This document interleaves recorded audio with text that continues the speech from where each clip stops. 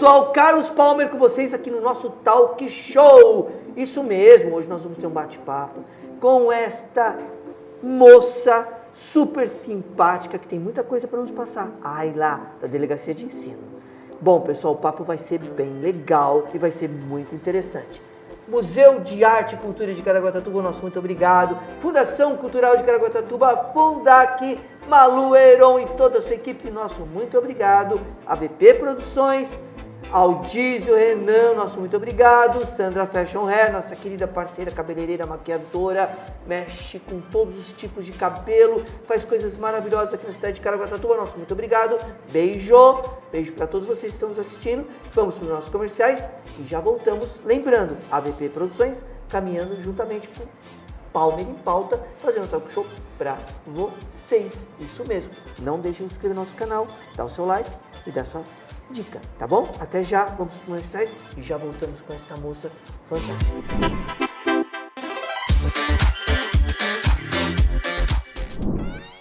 Olá pessoal, Carlos Palmer com vocês. Isso mesmo, nós estamos no salão de Sandra Fashion Hair. Ela tem uma novidade imperdível para você, homem, que quer presentear a sua mãe, sua namorada, sua esposa e mulher, para que você use também. Não perca, Sandra Fashion Hair, a novidade é agora.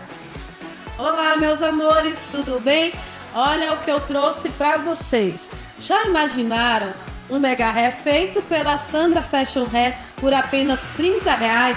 É isso mesmo, um mega hair com direito a você escolher ondulado ou liso por apenas R$30. Nós estaremos sorteando essa rifa. Você pode já escolher o seu nome.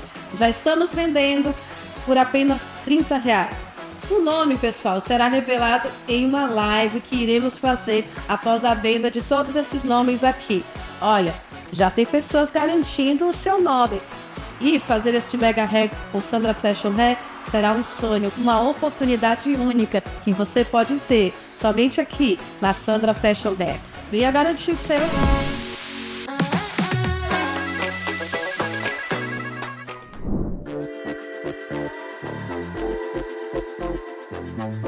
Voltando dos nossos comerciais, gente, dá uma olhada nessa simpatia de pessoa.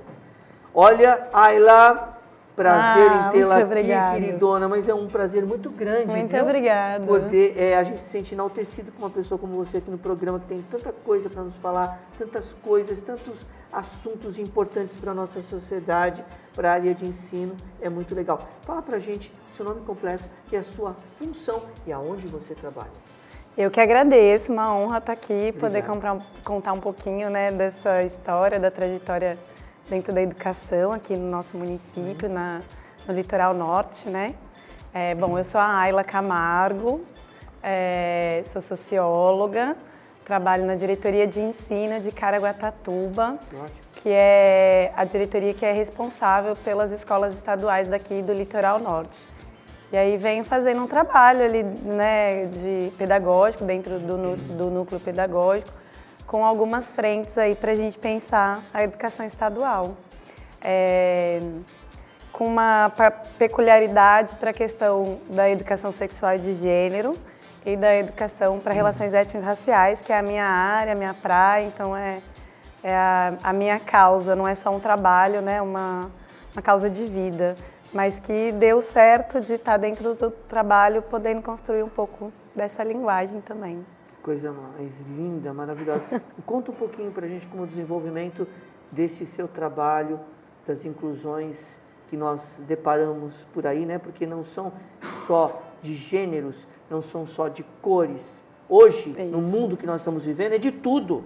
Porque é uma coisa assim absurda, né? Os preconceitos disso, preconceito daquilo, preconceito de posição social, preconceito de língua, preconceito de raça, preconceito religiosos, preconceitos de gêneros, preconceitos de tudo. De tudo, de né? tudo. Você pode fazer isso que é preconceito. Meu Deus, que mundo que nós estamos vivendo. Pois é. Mas eu acho que pior ainda que o preconceito é porque nós temos conceitos muito consolidados que são péssimos, né? Sim. Que são ruins, assim. A gente vem de uma história muito colonial, né, da Casa Grande Senzala muito no nosso sangue, assim, que é uma coisa que acaba repercutindo na sociedade. Então a gente tem uma quebra de correntes aí, né? É uma luta árdua. E aí não é só preconceito que a gente lida com conceitos péssimos. Eu acho que esse é o desafio, né? Como é que a gente desconstrói uma leitura que né, com uma indústria bilionária falando pra gente de uma maneira, com uma mentalidade muito antiga, dizendo que é assim. Como que a gente tira essa camada de cebola? Como é que a gente descasca isso para construir um outro olhar para a sociedade, né? Para uma sociedade mais justa, mais igualitária? Como é que a gente constrói isso coletivamente? Porque não tem outro jeito, tem que ser coletivo. Então, acho que é um baita processo, né? Para a gente se propor essa discussão, para a gente estudar, né? Agora há pouco você estava numa entrevista falando sobre isso com a Sandra, né? Que eu assisti você entrevistando ela, e ela fala, não tem como, né? Eu me deparei com a questão da educação especial e eu vi que o meu emocional me mobilizava, mas eu precisava de argumentos, eu precisava me estruturar para entender e poder fazer alguma intervenção. Eu acho que a gente precisa disso, né? Ter a empatia para se questionar também porque o outro e a outra têm determinadas coisas. Como que a gente vivencia essa desigualdade tão latente, porque não é natural. A gente não pode achar que é natural a desigualdade dada como ela é, né? Então, mas a gente precisa se instrumentalizar. Então, fui atrás dessa investigação, assim, enquanto garota, né? Me vi ali perguntando quantas desigualdades que a gente vivencia, me questionando muito sobre isso. E aí, com a leitura, eu cheguei no curso de Ciências Sociais, né? As pessoas que eu lia, que eu gostava, que eu admirava, jornalistas ali, trazendo muitos questionamentos, abrindo, né, o horizonte mesmo. E aí eu falei, não, eu quero fazer isso aqui. Aí eu fui fazer Ciências Sociais, passei na Universidade Estadual de Londrina, depois aí fiz uma pós, aí passei no concurso aqui do estado, aí voltei para Caraguá, já concursada, aí fui para uma escola estadual regular, né, no Casa Branca, na Benedita, uma escola muito querida. Depois ela virou integral, não pude ficar na escola e fui para o CEJA, que é um projeto de jovens e adultos. Depois eu fui para a coordenação do Colônia, da Escola Estadual Colônia dos Pescadores, e aí foi uma baita experiência também. E aí passamos pela pandemia, que foi uma grande surpresa, um grande obstáculo, né, para a gente enfrentar e entender como é que a gente vai lidar agora com a educação. Mas a gente vai continuar falando sobre isso daqui após os nossos comerciais.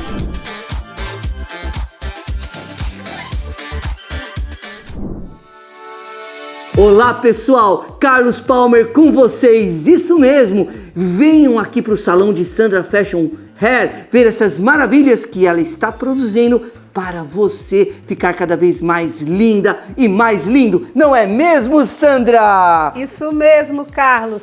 Vai perder? Nós trabalhamos com perucas, nós trabalhamos com mega hair adesivo, trabalhamos com mega hair nanocápsula de queratina, trabalhamos com os topos closures, trabalhamos com as próteses capilar, temos também os kits prontinhos para você, trabalhamos com muito mais, trabalhamos com unha, trabalhamos com cabelo, trabalhamos com todos os fins em salão de cabeleireiro. Venha conhecer Sandra Fashion Hair, agende uma visita, você será muito bem-vindo aqui. Venha tomar um café conosco. Sandra, deixa eu fazer uma pergunta. Isso é uma prótese ou o que é isso? Tão lindo, tão maravilhoso esse cabelo? Isso aqui, Carlos, é um topo closure masculino. Nossa, que maravilha, gente. Olha a perfeição, a qualidade. Meu, imperdível. Vocês têm que vir aqui no salão da Sandra Fashion Hair, gente. É maravilhoso. Elas têm uma equipe maravilhosa. Tem a Célia, uma manicure maravilhosa. Tem a Aline, tem a Sheila Cursi. Tem esta preciosidade que é a Sandra Fashion Hair. Venham conhecer o salão dela. Venham, imperdível.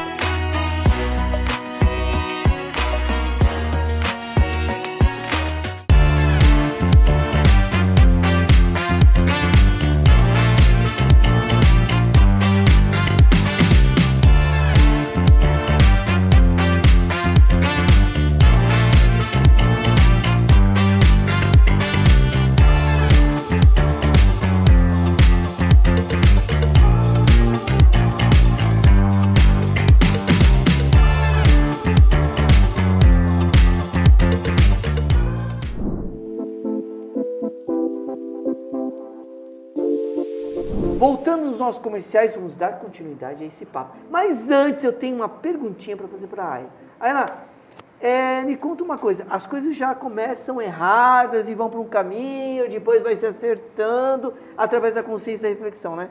Você veja só, né? Antigamente se chamava delegacia de ensino e hoje, graças a Deus, é diretoria de ensino. Até no começo do primeiro módulo eu fiz de propósito falando que era delegacia de ensino. Não, é diretoria de ensino. Olha a mudança, olha a evolução, olha o que a reflexão faz nas pessoas. Conta um pouquinho pra gente disso. Pois é, Carlos, a gente tem uma escola, a história da educação pública, né, nesse Sim. país, que vale lembrar uma história das mulheres pretas que lutaram para ter um direito de uma educação que fizesse a pessoa conseguir algo de fato, uma mudança estrutural, porque não havia outro caminho, né, se a gente pensar no nosso país aqui. Então, a história ela teve muitas idas e vindas, e né, não é uma linha reta, mas é interessante a gente pensar que é uma história de luta por direito, né, pelo direito à educação, pela conquista das pessoas e principalmente da população periférica, né, a ideia do alfabetismo, enfim, da gente caminhar enquanto sociedade.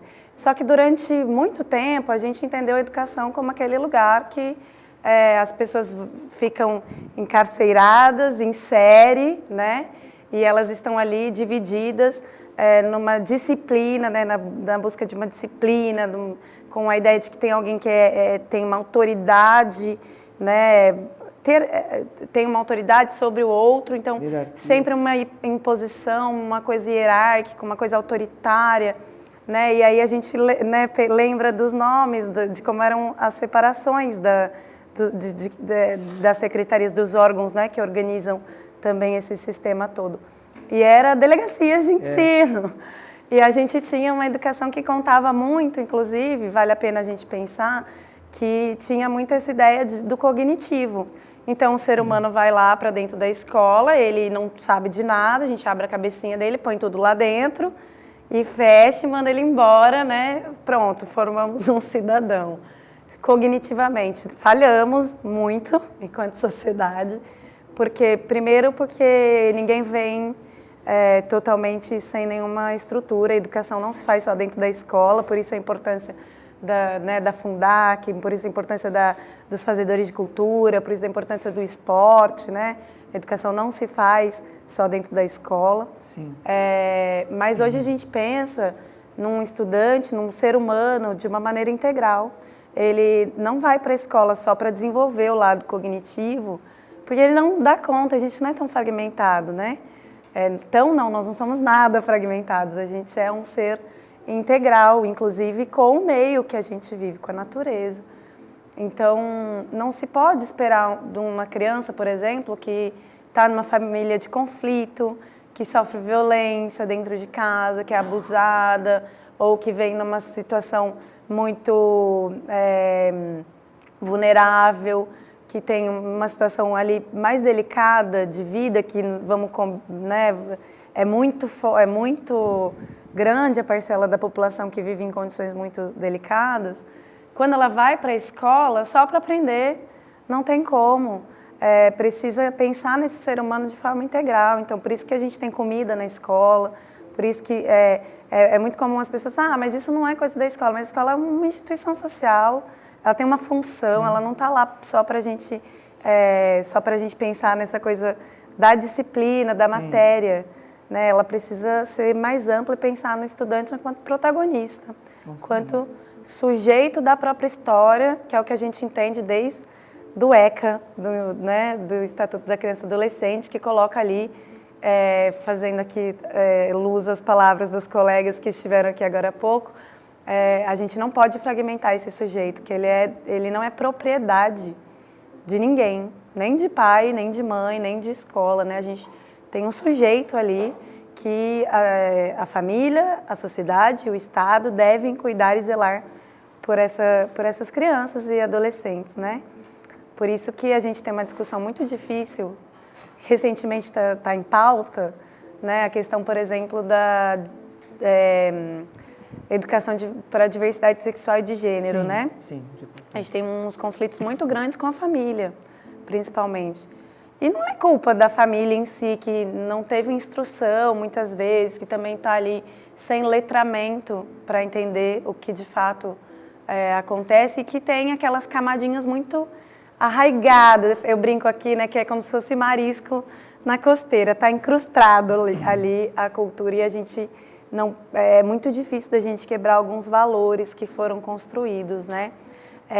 Mas está mais do que na hora, né? Um país que é o país que mais mata homossexual do mundo, que mais mata ambientalista, é um país que a gente tem quase 83 mil casos de estupros registrados, né? É um número absurdo, né? A gente tinha que estar fazendo chabu, não entendo como é que a gente deixa, né, passar essas questões e não se perguntar, então, o que vem acontecendo com essas nossas crianças.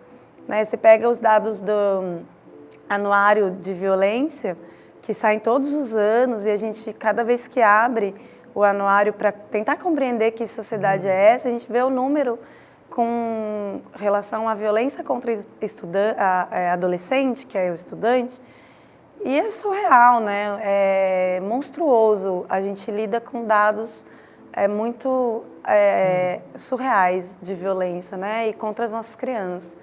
Então, aí a gente fica discutindo coisas como se fosse terraplanista, né? Joga um torrão ali para barata, fica rodando em torno ali de uma discussão que não tem necessidade de discutir. Era para a gente já ter caminhado, já ter passado por isso. Porque, né, quando eu falo assim dessas questões de gênero e da família, como que a gente pode ter esse letramento e o que vem acontecendo com essa criança que não, que a família acha que tem propriedade. Eu posso escolher, inclusive, a sexualidade, né, do meu filho, né? Por exemplo, você tem pai e mãe que acredita que se educar de uma determinada maneira, a pessoa não será homossexual, como se isso fosse possível, doença, né? E a gente, na verdade, está limitando a potência humana e violando aquele ser humano ali, que, infelizmente, a gente sabe quantos adultos, né, frustrados, que existem na nossa sociedade que não conseguiram viver suas vidas de maneira plena, né? Então, a gente precisa ficar discutindo e criando mais conflito do que de fato que já temos, né? Um mundo vivendo um colapso climático, a gente teria que estar pensando junto e não se diferenciando, né, para a discussão tão básica. Então, eu acredito que a gente precisaria abrir mais a mente, né, para poder trazer essas questões de gênero mesmo e de verdade, né, ouvir os adolescentes, ouvir as crianças para entender a realidade do qual eles estão passando hoje, para a gente poder pensar no futuro, né, pensar no momento presente é o que faz valer o futuro. Então, precisava ter esse diálogo mais sério com as famílias, com os estudantes, né, para a gente entender qual caminho que a gente quer ir. Deve ser uma tarefa bem árdua, né? Porque assim, a gente já lembra que 30 e poucos anos, né, as pessoas que escolhiam já o seu gênero já sofriam barbaramente, não só na escola, na sociedade, pelos pais, não eram aceitados, eram vistos como marginais, eram vistos com um monte de problemáticas e uma das coisas que é muito desrespeitosas é as pessoas fazerem distinções, né? Exato. Porque a pessoa não sabe se colocar no lugar de uma pessoa que ela nasceu com aquele sentimento, ela nasceu, não é doença, não é opção, ela nasceu com aquilo, ela é daquele jeito, mas vem um pai e uma mãe e quer mudar o jeito dela. Eu conheço relatos que pais pegavam namoradas e faziam o filho ter uma namorada, porque ele tinha que ter uma namorada, porque senão você sai de casa, senão você não é isso, você não é gente. E aí, o que vai causando na cabeça de um adolescente de 14, 15, 16 anos? Sabe? Você vai dando uma formação assim, vai torturando a pessoa, vai minando, ela deixa de ser ela para tentar ser o que a sociedade, o que os pais querem que seja. Meu Deus, pelo amor de Deus, a igreja também teve muita muita participação nisso. Olha quantos, eu vou abrir a boca aqui, muitos pedófilos, muitas coisas que acontecem, por quê? Sempre tampando o sol. Por que que não encara? Por que que não vê que é sentimento? Por que que não vê que é realidade de nós, seres humanos? Desde a época das cavernas já existiam gêneros. Por quê? Porque é uma questão cultural, que a cultura impõe, manipula o jeito que tem que ser as pessoas, viramos robôs. Temos que ser ratos de laboratório. Ratos de laboratório. Pior coisa, somos testados. Daqui a pouco vão colocar chip na gente. E a gente age de acordo com, né, a gente age contra nós mesmos, sem querer. Você citou há pouco da indústria farmacêutica, né? E aí a gente pensa, o que a indústria farmacêutica tem a ver com a indústria de alimento, que nos mata para vender remédio, né? Então, elas estão implicadas. Então, aquilo que deveria nos alimentar, nos nutrir, né? Hoje com o industrial, da maneira como ele é, o agrotóxico, enfim, a química, ele nos mata e não cuida da nossa saúde. Para a gente, né, ter uma farmácia em cada esquina aí, entender que, achar que eu preciso consumir muitos remédios e isso faz parte da minha vida, né, na vida de muitas pessoas, na minha, não ainda bem, mas quero dizer assim, a gente não percebe aonde acontecem essas manipulações, porque a educação, ela perdeu a ideia da criticidade, por isso que a gente luta tanto por uma educação pública, crítica, de qualidade. Mas a gente tem muitas questões aí, né, para sermos realmente críticos, cidadãos e cidadãs que sejam críticos e se mobilizem para coisas reais, precisa baixar essa camada aí do senso comum. Então, isso é um trabalho, isso precisa de política pública, inclusive, para a gente poder ter essa consciência crítica. Agora você fala assim, você já pensou se todas, eu estava conversando até com as nossas amigas, já pensou se todas as pessoas fossem iguais, iriam ser robôs? Hoje em dia você tem que pensar igual, você tem que ter comportamento igual, você tem que ser igual ao comportamento e tem que achar igual a padronização. Padronização, você não pode ser diferente, porque senão você já é julgada, condenada, né? Então, eu falo na linha de artista, porque eu tive que quebrar, para ser ator, eu tive que quebrar muitos padrões na sociedade, para ser eu mesmo. Exatamente. E o custo que teve para eu ser eu mesmo foi muito grande. Até hoje é meio complicado determinadas coisas que eu falo. Eu, graças a Deus, eu tive muito trabalho, muito estudo, muita pesquisa. Eu não me formei ator, porque já a minha família fala, você é ator, é vagabundo, é isso, aquilo. Não é nada. Você tanto manipula a pessoa, as pessoas tanto massacram a outra, que ela acaba desvirtuando mesmo.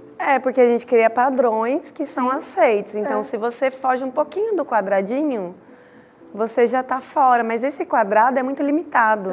O Krenak, né, que é um grande indígena brasileiro, o Ailton Krenak, ele fala sobre isso, que esse quadrado de humanidade é muito pequenininho que a gente inventou. Né? Porque qualquer coisinha que pareça fora ali, você meio que já é desumanizado. Né? Ou você não está dentro daquela escala do padrão que é aceito, mas é uma imposição, né? Você citou há pouco aí a igreja, né? E aí eu falei da família, das implicações. A gente precisa, a família é algo extremamente necessário da educação. A gente não faz só com a escola, a gente precisa da comunidade, né? É a educação, é a sociedade, é a família, todo mundo, né? Todos pela educação, todos e todas pela educação. É extremamente importante, mas tem que ser um viés mais amplo e mais comprometido com a ciência do que com os nossos valores íntimos, né? Então, a religião, por exemplo, é um direito, o Estado é laico, ele não tem que seguir uma religião ou outra, porque a gente tem o direito de escolher a crença que mais nos cabe, né? Aquela que mais nos acolhe. Então, a gente não pode esperar que uma orientação religiosa, por exemplo, se imponha sobre toda uma escola que é uma instituição pública, portanto laica, né, e que recebe ali pessoas de religiões diferentes, por exemplo. Sim, porque assim, eu não sei o que acontece, porque assim, a gente vê um monte de reclamações. Eu sou professor também, sou de letras. Ah, que arraso. Então, o que acontece? Como ator, como pessoa que vive na sociedade, que vive questionando o comportamento do jovem, muitas vezes o jovem, ele acaba desvirtuando porque ele é pressionado a viver um caminho, uma situação, quando na realidade ele sente outra coisa. E aquela coisa, desculpa a palavra, né? Quando ele ele acaba chutando o pau da barraca mesmo e sai por aí, e quando podia ser uma coisa diferente, se ele fosse tido respeito, se ele tivesse tido acolhimento, discernimento naquilo que ele quer. Não, mas aí ele acaba desvirtuando tudo. Aí a gente vê as revoltas nas escolas, É a gente vê todas essas agressividades, por quê? Pela não aceitação da pessoa como ela é. E é tão confuso que a gente tira a possibilidade do autoconhecimento Sim. das crianças, dos adolescentes, que é um conflito muito grave que a gente já tem para o futuro, que na verdade já existe, que é essas crises existenciais muito novas, né, de uma pessoa muito nova. Psiquiatras estão com o consultório cheio. Não é, menino? Meu E é uma Deus. loucura, só que assim, a gente pode ter psicólogo, pode ter 2 psicólogos por sala de aula, num mundo perfeito e utópico ali, de ter toda essa estrutura, mas não vai adiantar, não é sobre ter psicólogo, é sobre a gente criar mais, fazer raízes mais sólidas para a construção das pessoas, dos seres humanos, que envolve essa coisa da potência humana. Então, cada ser humano tem que ser respeitado na sua individualidade e ele tem que ser, a gente precisa criar instrumentos para que ele se conheça, para que ele entenda, inclusive, o que ele gosta, o que mobiliza, o que faz o sangue correr na veia, o que te traz um sorriso mais, né, o que te faz mais feliz. Sim. Então, no meio desse limbo, que eu chamo tudo, né, a gente vai para um limbo. Sim. No meio do limbo, quando a gente não consegue trazer esse jovem, esse adolescente para uma crítica, para pensar a sociedade que ele está, ele só obedece padrões. E esse obedecer padrões é muito limitado para a nossa vida. Então, causa muitas frustrações mesmo. Muitas e aí a gente depressões, acha que tem que ser, suicídios. não, o problema é que agora tem LGBT, porque antigamente não tinha. O problema é que as mulheres estão mais livres e têm relacionamentos diferentes.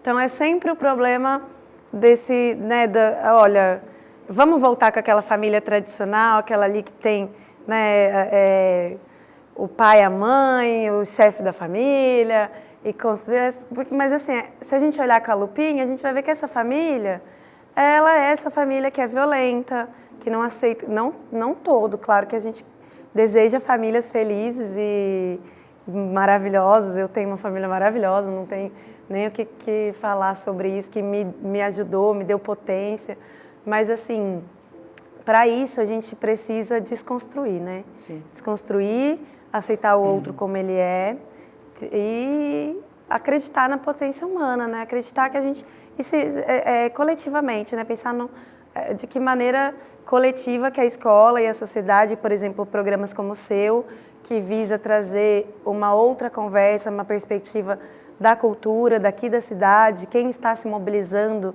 para situações... Porque vem, né? A gente acabou de passar pela primeira parada LGBT, Sim. o plano da cultura está em discussão, a gente tem um comitê bom, né? Os fazedores de cultura estão a todo vapor desde o ano passado, né? Com muitos projetos.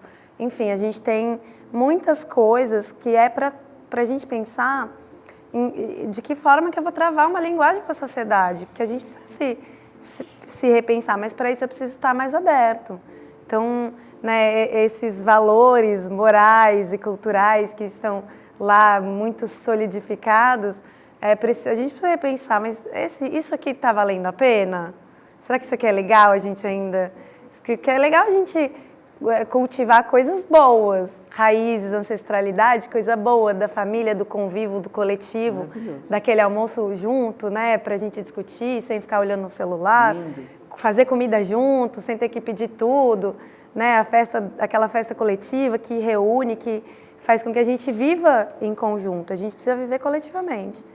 Então, se a gente ficar se isolando cada um na sua rede social, cada um no seu globo, na sua bolha, a gente vai ter muitos problemas, né? Mais do que já temos, assim.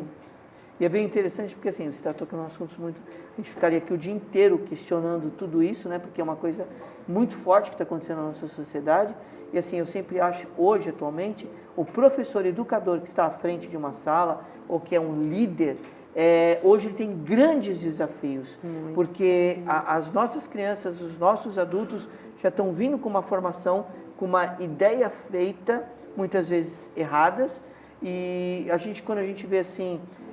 pessoas, a sociedade, os órgãos manipulando as pessoas como elas têm que ser. Isso está criando revolta, isso está criando desamorização, eu não sei se essa palavra é certa, a gente está não tendo tanto amor pelo próximo mais. Eu chamo de desumanos, a gente desumaniza a humanidade do outro. Porque a gente acaba começando a ser pessoas individualistas, a gente não pensa no outro, a gente não age mais com o outro, a gente só pensa em nós. E aí o que vai acontecer? No eu, né? Revolta. É o ego. Hoje o professor, ele tem mais desafio do que já vinha antigamente. Hoje ele não tem que ser só um professor, ele tem que ser pai, tem que ser mãe, tem que ser psicólogo, psiquiatra, e haja a cabeça dele como é que fica, né? Na frente de todas essas... Eu prefiro pensar que a gente precisa de ter um professor e ter os outros, as outras especialidades ali como ferramentas também do público, né?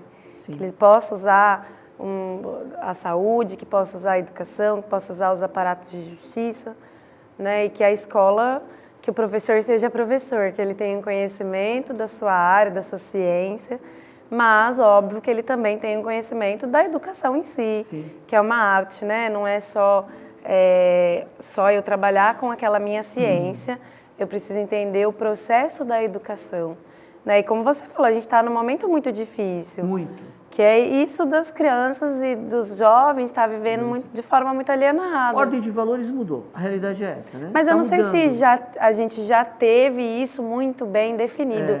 Eu não sei se a gente já teve esse bom momento para falar que hoje assim, são mudanças, né? São leituras, mas a gente ainda não a gente ainda não passou por um momento muito maravilhoso ali de sociedade. Tá difícil. Mas deixa um recado para a gente desse trabalho lindo que você desenvolve na diretoria de ensino. Isso. Bom, a proposta lá é a gente fazer parcerias, né?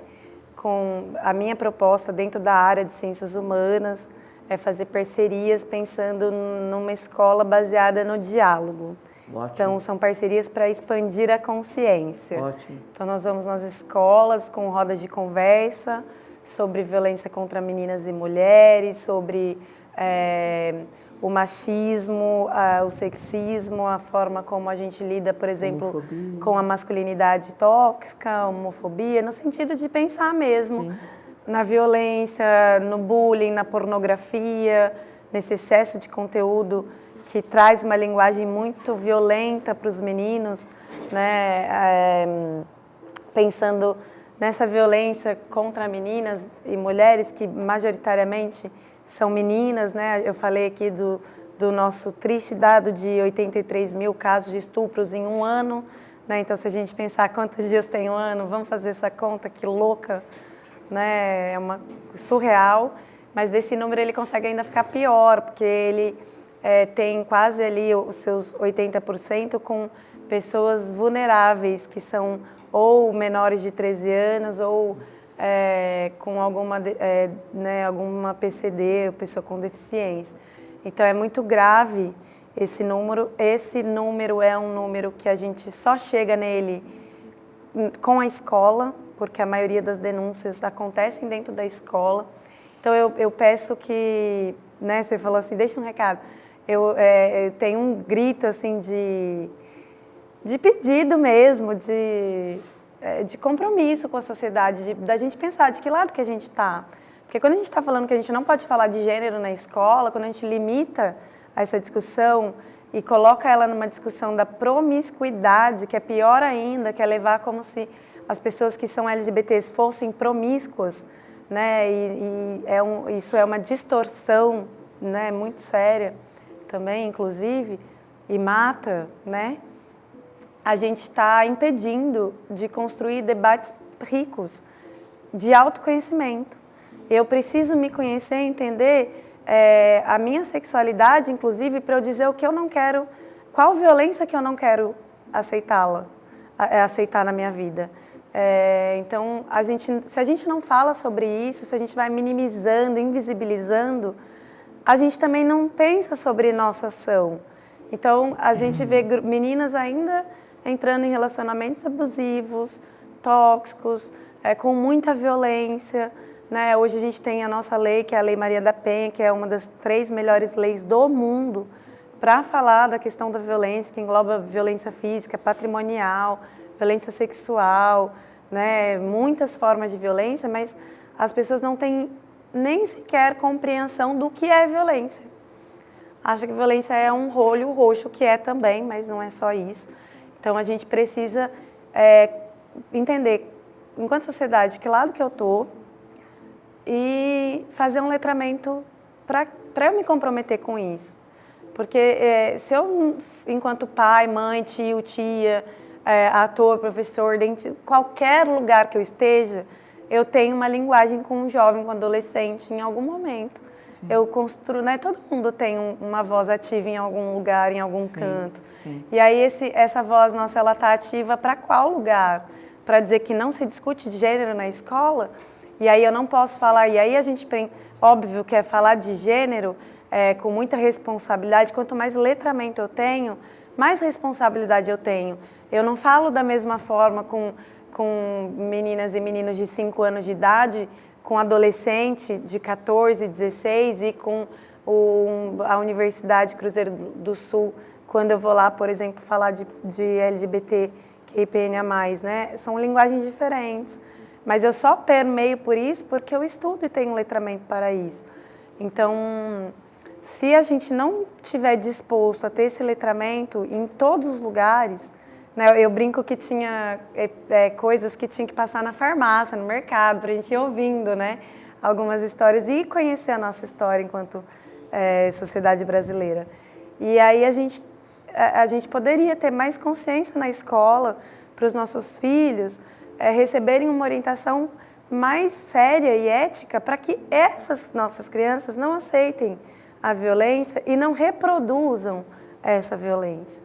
Porque quando você entra numa sala de aula e você olha para aquelas 40 pessoas que estão ali dentro, você sabe pelos dados que mais da metade sofre abuso, né? Que mais da metade ali, que nem os meninos, eles podem hoje pensar que eles respeitam as meninas, mas pode ser que amanhã eles se encontrem num lugar que eles podem usar da relação de poder que eles estão naquele momento para usar a relação de poder que ele tem, como um pai, como, né, dentro de uma empresa, enfim, sim, dentro de algum lugar que ele está em relação a alguém.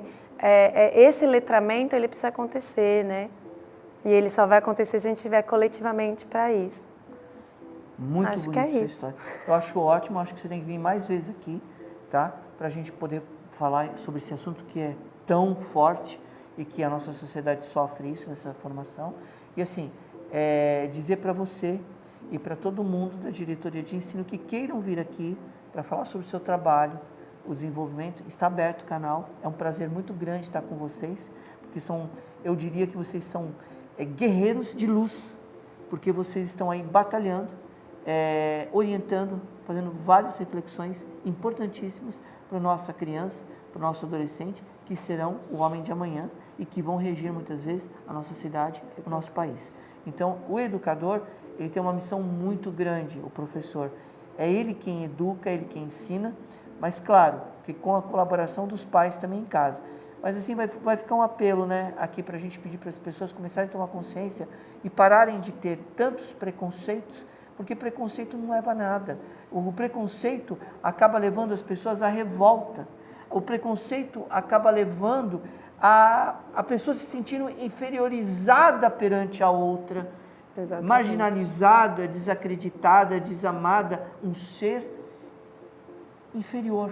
E não é isso que a gente quer, não é isso que Exatamente. nós, educadores, artistas, queremos. Nós queremos igualdade, amor, educação, que todo mundo tenha o direito, do seu espaço, de fazer aquilo que gosta, claro que com respeito, com disciplina, mas fazer a sua atividade e sem preconceito religioso, de cor, de gênero, de nada. Eu sempre fui muito polêmico, e comecei minha peça de teatro, quando eu fui contratado para a Prefeitura de São Sebastião, um rapaz me passou, naquela época de 33 anos atrás, que ele estava sofrendo problemas com os pais porque não aceitavam a sexualidade dele. E ele resolveu, por todo o massacre que ele passou, escrever a vida dele. Olha E só. eu participava de uma igreja católica, e ele veio me convidar, porque eu fazia muitas peças católicas, ele veio falar assim, olha, Carlos, eu gostaria que você dirigisse a minha vida, que era no limite da ilusão. Eu falei, caramba, com a igreja, eu fui lá na igreja, falei com o padre, ele falou, eu te dou o total apoio. As irmãs do Bom Pastor, todos me deram total apoio para montar a peça. Eu montei a peça no limite da ilusão.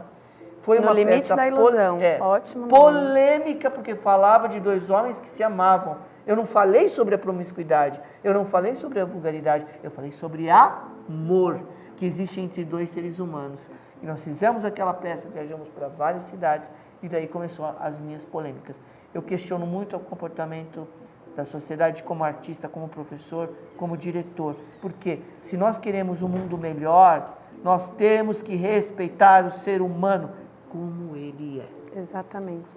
E é o direito básico, né? O direito a ser humano. Sim. É só a humanidade ali. É o mais essencial de cada um. Vamos parar de julgar e condenar, né? Vamos conhecer a pessoa. E para a gente se preocupar com os seres humanos que possam, de fato, contribuir para uma sociedade mais justa e igualitária. Com certeza. Porque gente feliz é muito mais legal, Muito né? mais Gente gostoso. feliz consegue pensar e ser criativo, e consegue se desenvolver, e criar conexões mais reais, mais significativas. A gente só ganha. O nosso canal hoje, eles estão falando assim, sinal, já acabou o tempo, mas é problema, porque o assunto está quente. Tem que ser falado, tem que passar. Olha, eu vou ter um exemplo aqui, que veio um rapaz aqui, que ele é do movimento, é o Natan, posso Maravilhoso, falar o nome dele? Porque ele assisti. eu falei para ele assim, que ele é o guerreiro da luz. Ele é lindo. Porque ele dá a cara a tapa em prol da sociedade, ele tem todos os movimentos culturais de Caraguá, para assim, você é um guerreiro da luz. Maravilhoso, Você tá da luz lutando e pra- do glitter, maravilhoso. porque ele vai lutar pelo direito, né? Sim, de expressão. existir, de se expressar no mundo. E o direito de trazer felicidade, colorido, né? Lindo, que a traz gente alegria, devia estar olhando e felicidade. falando, nossa, que legal isso aqui. Vamos fazer um pequeno comentário voltando no passado. Muito bem. Naquela época das bruxas, né? A mulher que era sábia, que fazia um parto, que fazia um remédio, que as pessoas ficavam boas, queimadas na fogueira, praça. todas nós queimadíssimas Na na fogueira. Então, quer dizer assim, você viu a evolução? Hoje tem mulher médica, tem mulher advogada, mulher tudo. Imagina retratando antigamente, é o que muita gente está passando hoje. Não que seja bruxa, mas a palavra bruxa é mulher sábia. Mas hoje até o entendimento faz com que a gente pense, não, eu sou bruxa sim. Sim. O que é ser mulher sábia, bruxa, né? mulher de conhecimento. Poder cuidar da sua própria vida, ter instrumentos para isso, né? Saber, como você falou aí, dos chazinhos, que é coisa melhor do que você ter conhecimento ali para manipular. Você promete que você vai voltar? Claro! Será um grande prazer. Dá um beijo, um abraço em todo mundo do que mesmo? Da diretoria de ensino. Nossa, que mudança bárbara, né? Básica, né? E Tinha boa, que- né? Tirou aquela coisa temível, horrível. Ficou muito bom. Parabéns, tá? Dá Não, um aí abraço não é pra mim, né? Pra todo mundo. Ó, dá um abraço lá no pessoal. Pode deixar. Para aquele Laércio maravilhoso lá, a Sandra, para todos que estão lá. Um abraço para você. Obrigado por você ter vindo aqui. Muito obrigada, eu que Prazer muito agradeço. grande. Foi uma Olha, honra. gente, eu vou que era tímida, nem falou. Maravilhas, tá? Deu bastante conscientização aqui no nosso Ai, canal. que bom. Obrigado. Ficamos por aqui com esse bate-papo com essa menina maravilhosa da diretoria de ensino. Um abraço para todos da diretoria de ensino. Um grande beijo. Obrigado pela confiabilidade de vocês. Obrigado, MAC, Museu de Arte e Cultura de Caraguatatuba, Fundação Cultural de Caraguatatuba, Fundac. Agradeço a Sandra Fashion, querida participante, conosco em tudo. Muito obrigado, Sandra. Obrigado para vocês que estão nos assistindo, que estão nos acompanhando. Se inscreva no canal, dá sua sugestão, dá o seu like. É isso mesmo. Obrigado a VP Produções, ao Dízio, Renan, caminhando junto com Palma em Pauta, fazendo talk show para vocês. Beijo.